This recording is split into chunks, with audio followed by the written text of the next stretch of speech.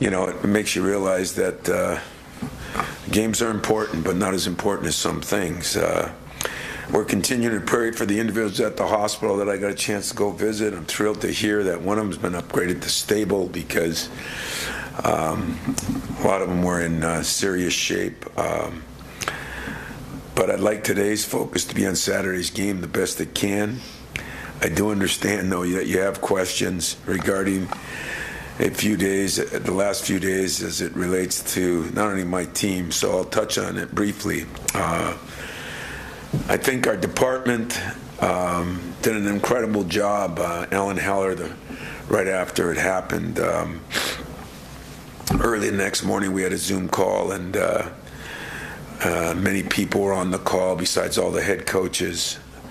We had professional mental health professionals as well as our athletic director, and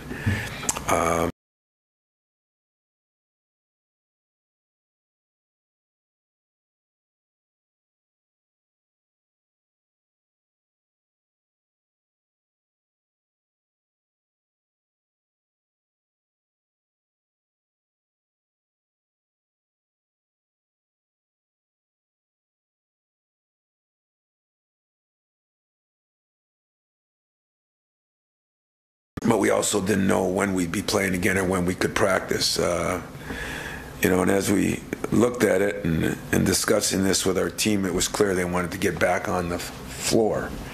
And I think if you think back to many tragedies, sometimes sports can relift you a little bit. The problem is the players. Yesterday's practice, which we did practice, was awful. It was not very. And so we agreed that would be our battle cry. We also know everybody grieves different and everybody processes trauma in a million different ways. I've gone through so many different highs and lows that I too am learning new things. But like I said last night, whatever you're feeling is valid.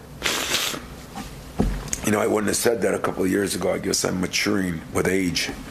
I have a better understanding right now that not everybody processes things the same way, whether you're a fan, a coach, a media member, a player, or just a student. And that leads us to where we are now. It's prepping for Michigan.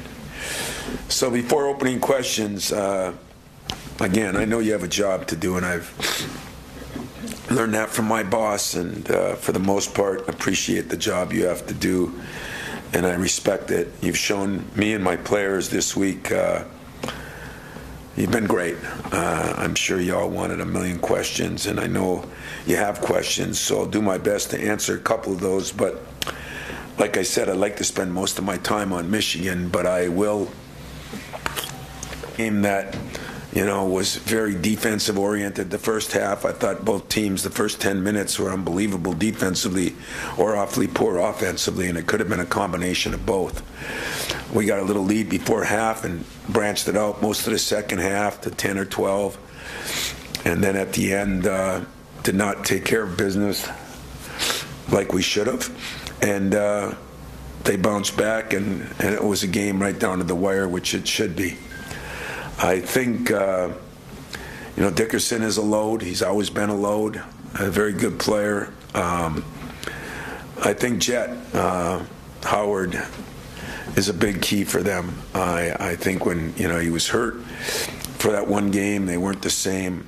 I personally think he's leading candidate for Freshman of the Year. He seems to do his job, take care of business, doesn't say a word to anybody. I've been very impressed with him. I got a chance to spend a little time with him at Media Day.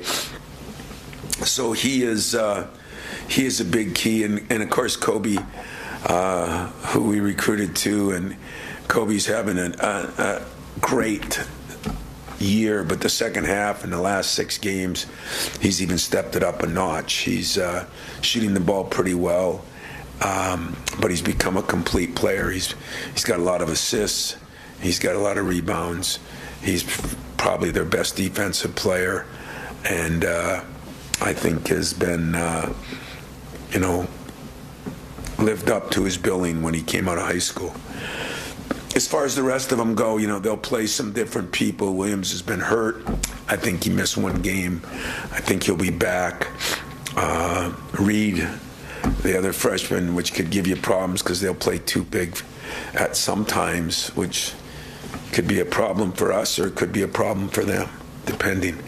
But all in all, they are, I think, very good, really improved defensively. I thought this year's team was better than last year's team defensively.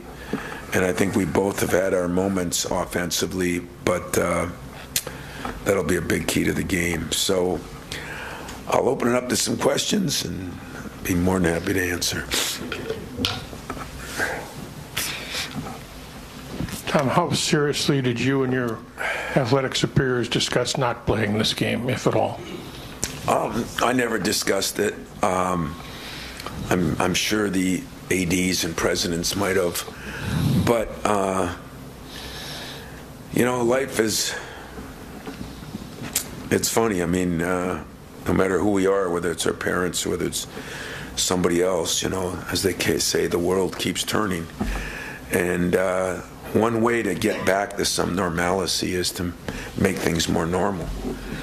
And unfortunately, we've had a lot of things in the last 10 years that have given us a blueprint for this, whether it be 9/11 way back or whether it be some other things that have happened, where I think you've just got to figure out a way to honor the people that were senselessly killed, and yet our way of being able to do that is to play the game.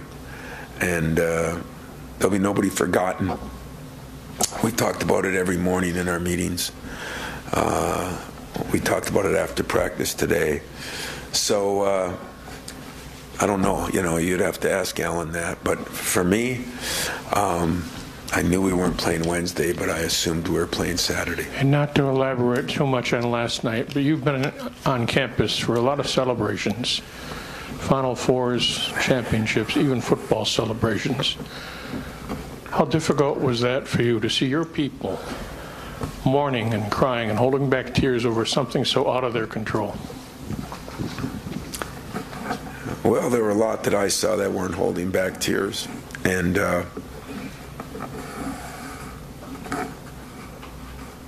I'm honored that you'd say my people. I guess that means you've been here a long time. But I was overwhelmed, to be honest with you, standing there looking out over that crowd. What a tribute to those three students. What a tribute to Michigan State in a way. What a tribute to their families, that people cared enough. The flowers, the different things that went on. I was, you're right, I've been through some celebrations. I've been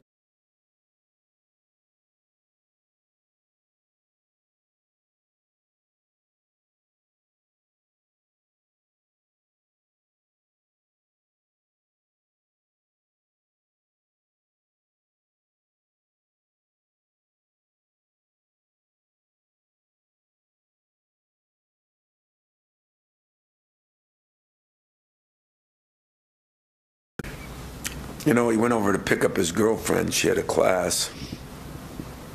I was supposed to get out around 8:30, 8:45.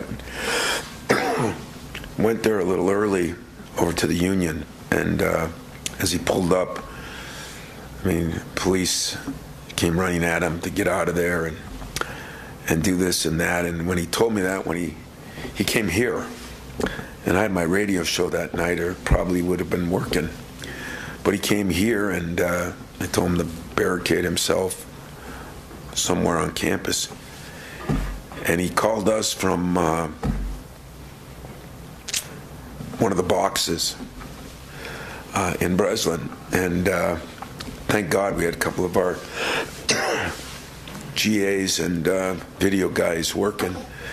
And at 9:30 or so, he got a hold of them.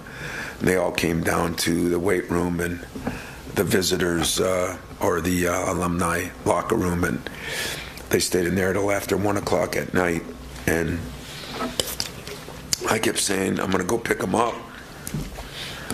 And they said, no, you can't do that. And that was a little difficult, but,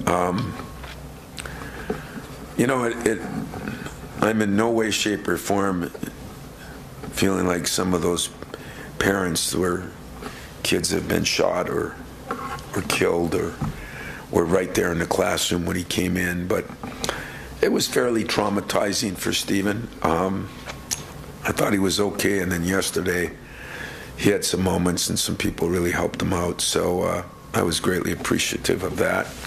And, what do you say? I think the greatest thing I've learned, guys, gals, is everybody handles trauma differently. I just, some things might be water off a duck's back that happened to you, and they seem like a little thing to someone else. They're a big thing to you, and vice versa. And that is, of all the things I learned, I appreciate our mental health people more than ever on that Zoom call on Tuesday morning. And give Alan Haller credit, give Chief Lynch credit. The job those people did in a short period of time was unbelievable. And I think Stephen got good advice, and he did it. And me, I just sat home and watched the news and listened on the radio and tried to call people, and it was a scary time for everybody. Tom, today Michigan put some stuff out about what they're planning to do Saturday in terms of shirts they're wearing, moment of silence, fight, playing the alumni, all those things. In a rivalry that probably admittedly has gotten a little on the nasty side the last few years, can something like this and the support they've shown maybe, you've talked about the sports helping, yeah. Can this be a moment where some of that kind of comes together a little better? Yeah, like I said, I Saudi Washington, good friend, Phil Martelli, Juwan, he had a game that night, and he was in, Tuesday he was in Madison, and they all texted and called, and that was greatly appreciated, and I heard there might be some things, and like I tell you guys all the time, you can hate your rivals. That's the way it's supposed to be, as long as you respect them. And I think that anything they do, we do, shows respect. Respect for a lot of things. Respect for schools. Respect for human beings. So I don't know everything that's going to go on, and it's going to be an emotional day, I'm sure, for everybody. But from what I heard, I greatly appreciated the support that I've gotten from the University of Michigan, the texts I've gotten from people, the way their university has stood up. Does it help? Of course it helps. Hopefully it. I think what you realize is everybody's in the same position in these jobs right now. The world's gone mad a little bit. And what can happen here can happen at Northern Michigan, can happen at University of Michigan, can happen at Eastern Michigan, could happen every and anywhere. And so I promise you this, whatever they're feeling, it would be reciprocated if the tables were turned. Tom, you mentioned, the things that this program's had to navigate and, moments of trauma. I think specifically of Zachary's death. And, what have you kind of gleaned about, and I don't know if it's consciously or subconsciously changes how you coach guys and things like that, but dealing with players going through these emotional waves in the aftermath, not only the first game, but the game after that and things like that you can use or that you've learned? I do think of my own son, or I think of my seniors, and the last 5-6 years there's been a lot of things that have happened, and I feel bad that you go to college it's supposed to be a safe place, safe haven, and you have COVID. I think my kid went to one semester of classes in his first 3 years, and who knows how these kids are going to go to class now. I'm going to be going to class like this. I mean, I don't know. I have no idea. And I'm sure, again, it'll affect everyone differently. But how do we cope with it? It's the only thing that I struggled with. Thank God for Lonnie Rosen. He's the best and the best. And he talks about you got to still move forward, but you got to find a way to make tough love to help him get through it, but understand that everybody's not going to get through it the same way. And that's difficult, I think I've changed a lot in the last 5-6 years, sometimes for the better and sometimes for the worse. I still think in this day and age, and one of the problems with our society, if you ask me, is there's no accountability and there's no discipline. It's a free-for-all. My humble opinion, since a lot of you are columnists, you can have an opinion. Once in a while, I can have an opinion. And I don't know. I've definitely changed some. I vowed this year I was going to get back to normal. So I got 3 technicals. It's good. It's a good thing, I guess. But I also, now we've been hit with something else that we have to adjust to. I think the great part is when you go through something that affects so many people, sometimes the bond you get with your players even gets closer, We talked a lot about sticking together, helping one another. I mean, I had a meeting with my managers, I had a meeting with my players, I had a meeting with my secretaries, I had a meeting with everybody in the building on things that, how we could help. I mean, I offered a couple managers to stay at my house because their roommates left. It's times like this that I think communication, which I think we lack a lot of these days, that's what I keep saying. And Lonnie agreed with that, and yet some other people say, well, everybody has a different way of dealing with it. Some want to just go in a room and not talk to anybody. That's the one that I struggle with, if you want the truth. I try to encourage that not to be, but I don't demand it. I just try to encourage it, and that's the best I can do. Oh, is it me? Forgive me, Tom. I'm going to get a touch personal leading into this question.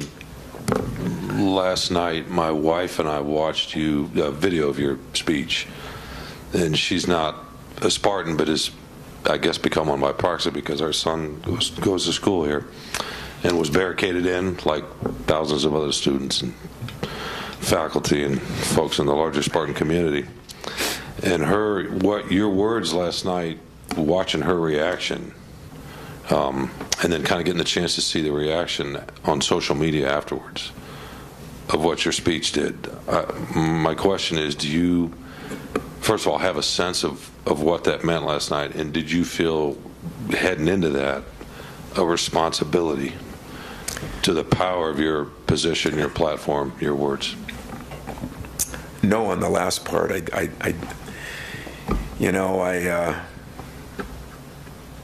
I'm honored that I was chosen to be able to speak. I really was. That's a privilege. And what we said as we went through during the day, and what do you want to cover and what do you want to say, and I didn't think it was anything earth-shattering. I just thought, for the most part, it was me, and I've been through so many things here, so many, and I've been through some things where I've seen people rally together to support, and yet I wanted to somehow say, let's all get together, and but that sounded like a rah-rah speech. I couldn't do that, and I really struggled, if you want the truth. But if people were happy, not a social media guy, so I can't say that I followed anything or watched anything. But if it helped people, then it was a good thing, and I appreciate that. But it is, when you've been somewhere this long and you have ownership in the place, that's the ultimate, you know. That's what you want from your teams. You want your players to take ownership. Last night, you know what I learned? There were freshmen there, sophomores, juniors, seniors, grad students. There were alums all around the world that probably watched that vigil. And I think they all took ownership. They showed they had ownership. They really did. It was cold. A lot of you were there. It was cold. I didn't see many people move. That's the ultimate compliment to every student and every living alum. And I appreciated that. I just kept saying up there to the different speakers, can you believe this? What a tribute to those students, unfortunately, but what a tribute, and to their families. So I didn't know everything, but I'm glad that if somebody felt better, thought I was right, I appreciate that. Coach, can you talk about what's been inspiring to you throughout your career here, and again during this time of tragedy, as you attend the vigil and you hear from rivals and also students, players, others? Where do you draw inspiration as you look around during this extremely difficult time, a time like no other? Well, one of the first guys that called me was Seth Greenberg, and if you remember, he was the basketball coach at Virginia Tech when 31, 33 students were killed by a gunman, and you know, he helped me. And then I got calls from Baylor and UCLA and Mike Krzyzewski, and I mean, just person after person, because I think they all know that, unfortunately, and this has to change, this is becoming too common.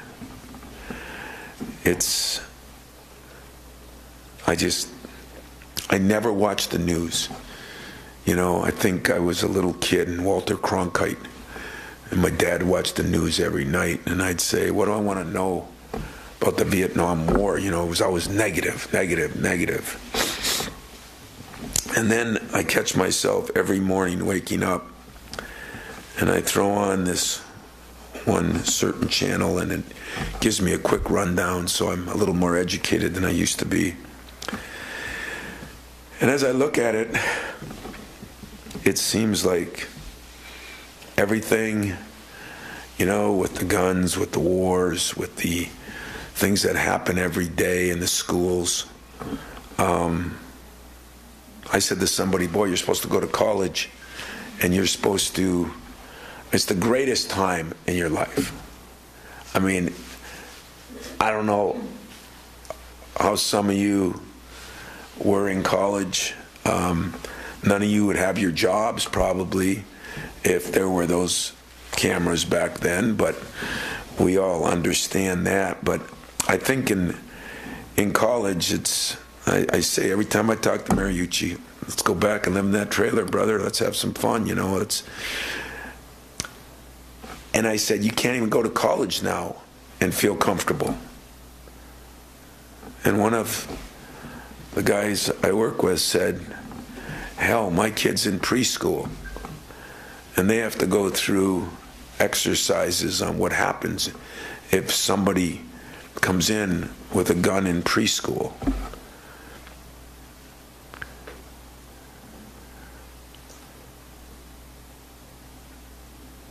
That angers me.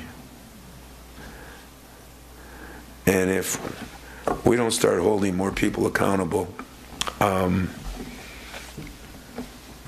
don't know if it's going to change. So you look around the room, we have a tendency always to blame the young people. We always say how much they've changed and what they do and what they are. No, look in the mirror, fellas, ladies. us who've changed. It's us who've gotten more tolerant, including me.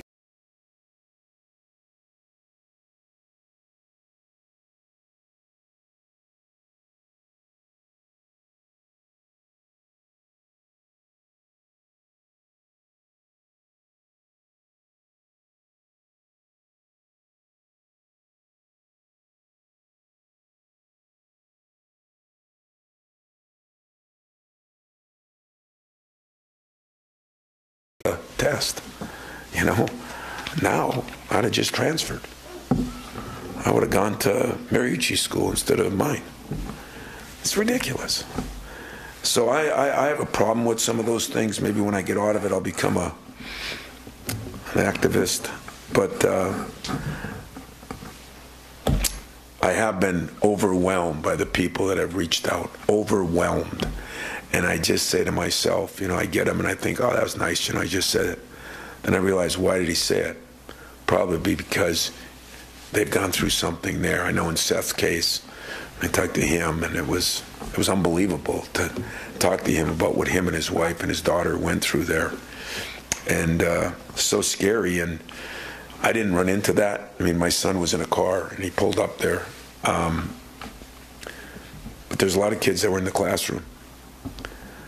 I don't know how they go back. You know, I've heard our mental health experts talk about, you know, if parents come back, or maybe, you know, Sunday you got to go by the places where your classes are, and you got to figure out how to start feeling comfortable again. I mean, it's stuff that's way above my pay scale and way above my my ability to comprehend. But can you imagine that? I'm supposed to take my son by a classroom because of what happened. I feel bad for our generation of kids now, and I don't like everything they do. I don't like the freedoms that everybody gets. But I definitely don't blame them. I look in the mirror and blame us. That's me. Anything else?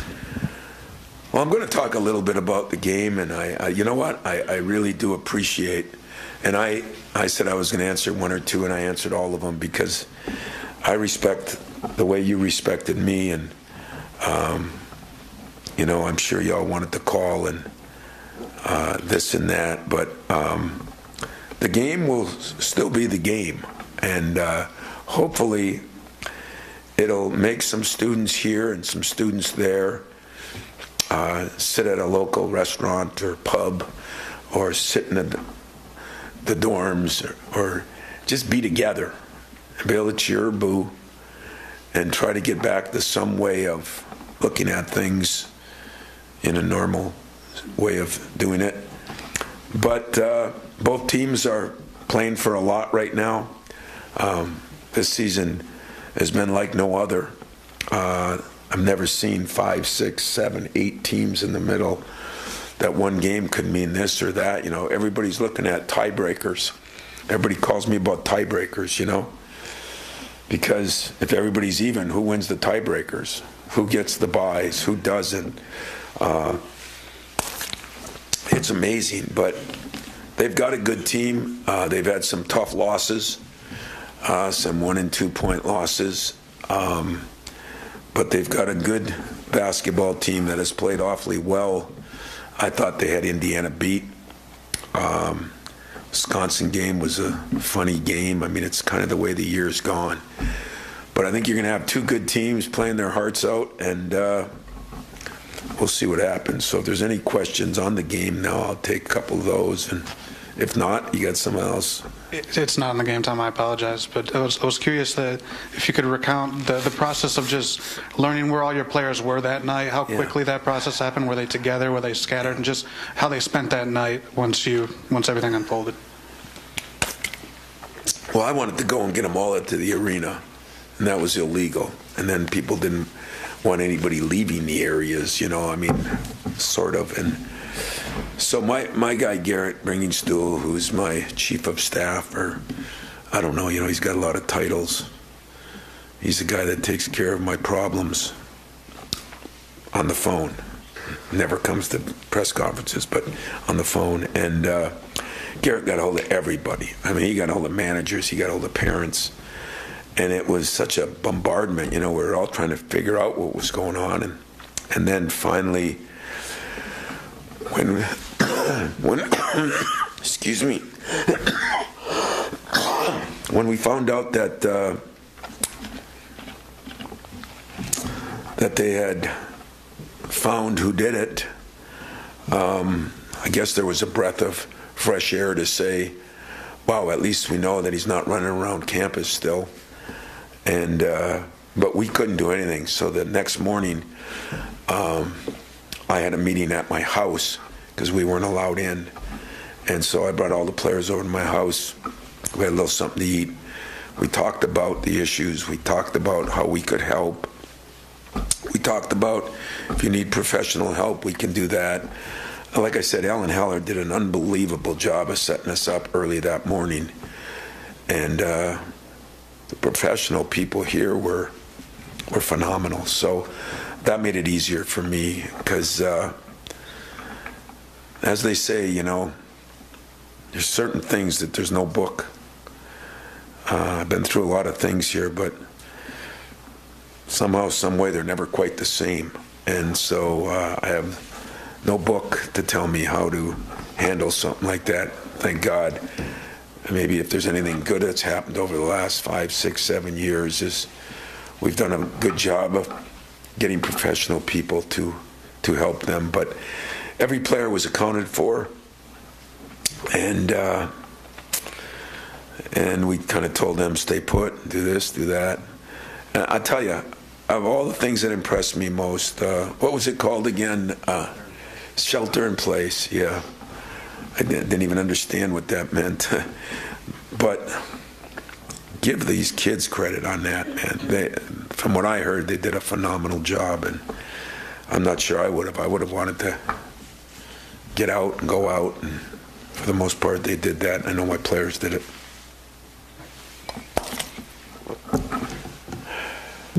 If you want to talk about basketball a little bit, how did you get the players to snap back into it today? How hard did you feel like you could get on them, and how did you handle that? Honestly, you're supposed to say no lie to me. I talked to some of the professional people too, because my personality is let's get after it. And I was happy to hear that if we did the work on the front end and we got help for the people that needed help, and we were upfront in what we said to them and what we do, and that I was given some advice to start gradually pushing them into it. I will say practice today wasn't off the charts, but it was damn good. Compared to yesterday, it was really good. And so that was encouraging. I talked to the players after, not only about that, but about you're going to have a million traumas in your life. And learning how to deal with those are probably a better education than the one you'll get at any junior high, high school, or college, because those are real life things. And so we talked about that after practice, and I think they all agreed. And we've had meetings every morning since we're out of school. We've met with them every morning at 9 or 10 o'clock, and I think that's helped. Some of it show a little film, some of it just to talk. So that's what we did. I'm wondering, kind of in a way, a two-part question, but how do you keep the focus with everything going on, and what are your concerns both from that standpoint and then also a basketball standpoint of being on the court? Yeah, that'll be the hard part. Game could start, and we could get off to a great start, or we could lay an egg. I don't know. And how I approach the team then, and that'll be something we'll talk about tomorrow. And what I'm going to tell them tomorrow is I got a job to do too. And my job is to push you as far as I can push you, and yet understand that each one of you are going to handle things differently. So help me help you. That's going to be my message. Help me help you. And I I think we're in a good place in that. I think I'll be able to help them and try to be somewhat understanding. And yet, it's a great life lesson, to be very honest with you. Unfortunately, life lessons seem to be always at somebody else's expense. And but I try to talk to them about all the things that are going to happen in their life, whether it be with their mom, their dad, whether it be with their wife someday or their own kids someday. You know, how would you handle this? Those are the things that I think bring this a little more real. But, you know, on the other side of it, we all know, whether it's cancer, whether it's life and death, whether it's this or that, we never understand it till it actually happens to us. It's just the way we are. It's not a bad thing. It's a reality. It never hits home the same way. Did it hit home a little bit more when Stephen called me? It did a little bit, but he wasn't in the classroom. He wasn't this and that, but I think he was a little more traumatized than I thought. Did it when I stood there last night and talked to some of the people. I was at the Rock early, and I mean, there were some people I just couldn't hold it in. I said, did you know somebody? And a couple said yes, and a couple said no. And that was pretty powerful. I